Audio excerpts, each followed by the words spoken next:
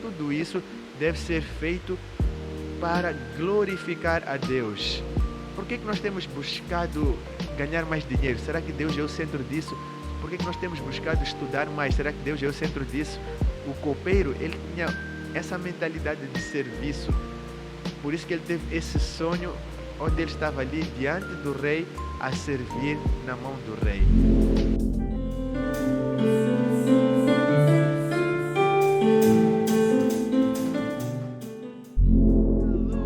Alô, graça e paz do Senhor Jesus Cristo. Pastor Rick Pinto aqui e bem-vindo a mais um vídeo aqui no canal, o primeiro de 2024, isso depois de ter ficado uma semana inteira sem ter postado nada aqui ou nas redes sociais, mas estou de volta, então desde já convido-te a deixar o teu like, a inscrever-te no canal se ainda não estás inscrito e a partilhar o vídeo com quem possa ser abençoado por este vídeo.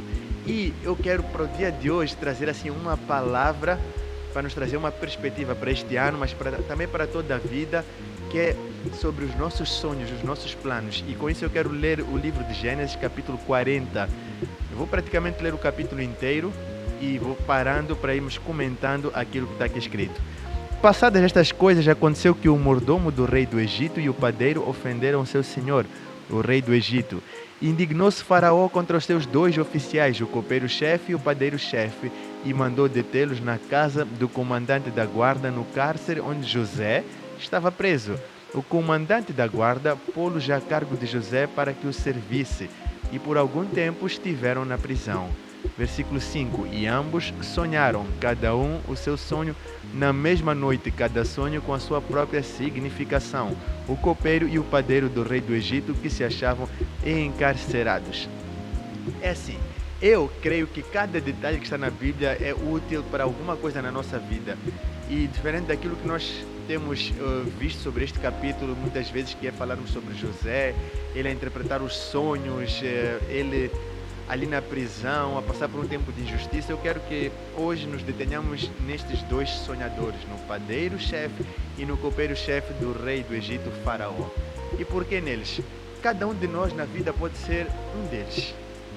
Eles, de certa forma, representam-nos, né?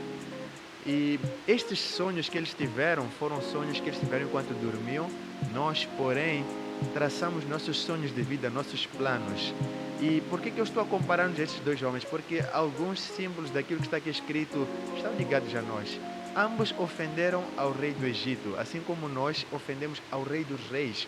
Quando é que ofendemos? Quando pecamos em Adão. Ou seja, o nosso pecado tornou-se uma ofensa diante de Deus. E necessitamos da graça do nosso rei para sairmos desse lugar da ofensa. E essa graça foi nos proporcionada. E nós veremos através da história que houve graça para um deles, para o outro não houve. Mas vamos entrar um pouquinho para entendermos o que está a acontecer. Eles ofenderam o rei, também estavam a servir, assim como nós que pertencemos ao nosso Senhor Jesus Cristo, estamos a servir a Ele, ou pelo menos deveríamos estar, porque no reino não há espaço para parasitas que não servem.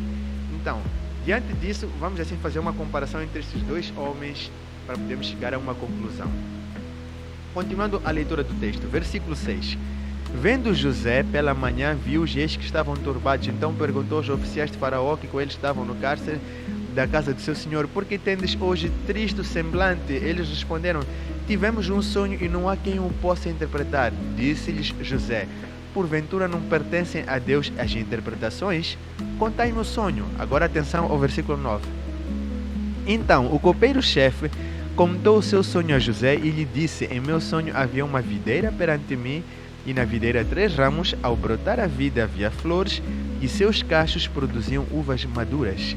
O copo de Faraó estava na minha mão. Tomei as uvas e as espremi no copo de Faraó e o dei na própria mão de Faraó. Então lhe disse José: esta é a sua interpretação. Os 3 ramos são 3 dias. Dentro ainda de 3 dias, Faraó te reabilitará e te reintegrará no teu cargo, e tu lhe darás o copo na própria mão dele, segundo o costume antigo, quando lhe eras copeiro. Ou seja, neste sonho, parando a leitura, depois já vamos saltar um pouco, o copeiro estava a servir a Faraó, ou seja, neste sonho ele mostrava serviço dentro daquilo que era o seu propósito. que era servir na mesa de Faraó, servir no copo de Faraó, ele estava a servir, estava a fazer o seu trabalho. E este trabalho que ele estava a fazer não centrava-se nele, mas centrava-se em alimentar a Faraó. Nossos propósitos, nossos sonhos, nossos planos, eles devem ser traçados com um intuito, que é de servir. Servir a quem? A Deus e aos outros. Aqui ele está a servir ao seu rei. Nós somos convidados a entregar frutos saborosos ao nosso rei. Mas aqui ele também está a servir à mesa, ou seja, estava a servir aos outros. Nosso serviço não deve ser somente para o nosso próprio benefício, mas para servir aos outros. Colossenses capítulo 3, versículo 23, tudo quanto fizerem, façam como que para o Senhor. Então, na nossa vida, nós buscamos conquistar tantas coisas, cursos, sonhos, dinheiro, construção de casa, comprar isto, aquilo, viajar, mas tudo isso, deixa eu repetir, mas tudo isso deve ser feito para glorificar a Deus. Por que nós temos buscado ganhar mais dinheiro? Será que Deus é o centro disso? Por que nós temos buscado estudar mais? Será que Deus é o centro disso? O copeiro, ele tinha essa mentalidade de serviço.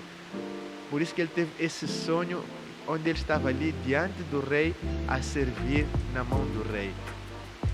Vamos continuar um pouco mais a leitura, agora no versículo 16. Vendo o padeiro-chefe que a interpretação era boa, disse a José: eu também sonhei, e eis que 3 cestos de pão alvo me estavam sobre a cabeça, e no cesto mais alvo havia de todos os manjares de Faraó, arte de padeiro, e as aves os comiam do cesto da minha cabeça. Então lhe disse José: a interpretação é esta: os 3 cestos são 3 dias, dentro ainda de 3 dias, Faraó te tirará fora a cabeça e te pendurará num madeiro, e as aves te comerão as carnes. Vamos agora entender o sonho do padeiro, que era um sonho egoísta. Eu vou explicar o porquê de ser egoísta. E pode parecer um pouco injusto que eles tenham tido o seu destino traçado enquanto estavam a dormir e sonharam algo. Mas vamos entender que estes sonhos, de certa forma, demonstravam o coração deles. O Deus começa a dizer assim: vendo o padeiro-chefe, que a interpretação era boa, ele fez o quê? Correu para contar: eu também sonhei. Por quê? Porque ele estava à espera de ter uma boa interpretação como teve o copeiro. Só que no seu sonho ele também tinha feito o seu serviço, que era o quê? Fazer pão e toda a arte de padeiro. Aqui por toda a arte de padeiro, entenda-se aquilo que serve numa pastelaria.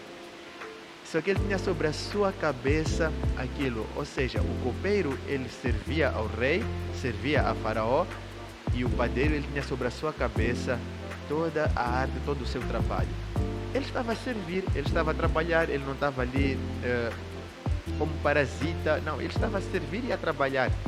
Mas, porém, contudo, todavia, entretanto, esse trabalho era somente para o seu próprio benefício. E como era para o seu próprio benefício, não alimentava os outros. Quem foi alimentado? As aves vieram e comeram aquilo que estava sobre a sua cabeça. No reino de Deus, não é sobre o produzir, não é sobre o fazer. É para quem produzimos, para quem fazemos. Quando nós produzimos algo ou fazemos algo, não é para as aves virem e comerem. A Bíblia diz que é o Senhor quem alimenta as aves. Não é nosso trabalho alimentar as aves. Nosso trabalho é fazer o quê?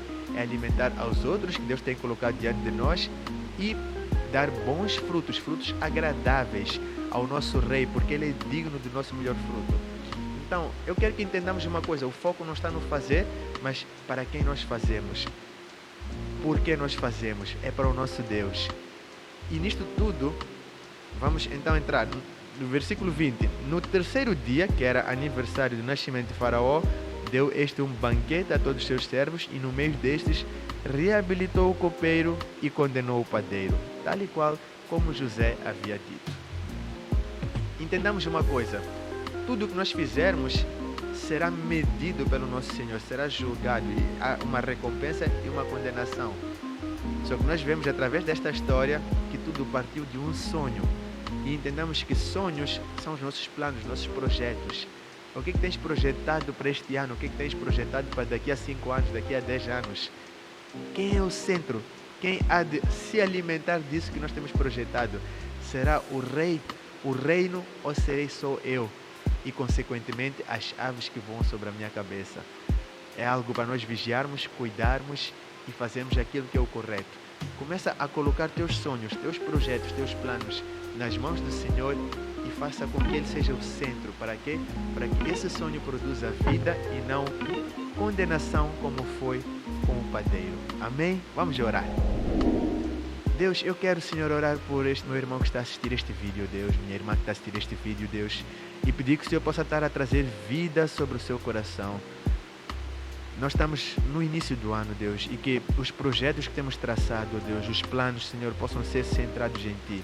Que o Senhor saia glorificado através das nossas vidas, Senhor. Não nos deixe, ó Pai, andarmos de forma errante, Deus. Não nos deixe, ó Pai, andarmos de forma egoísta, mas que possamos, Senhor, fazer tudo para a Tua honra e para a Tua glória. É no nome de Jesus que eu oro. Amém. Amém, amém, amém.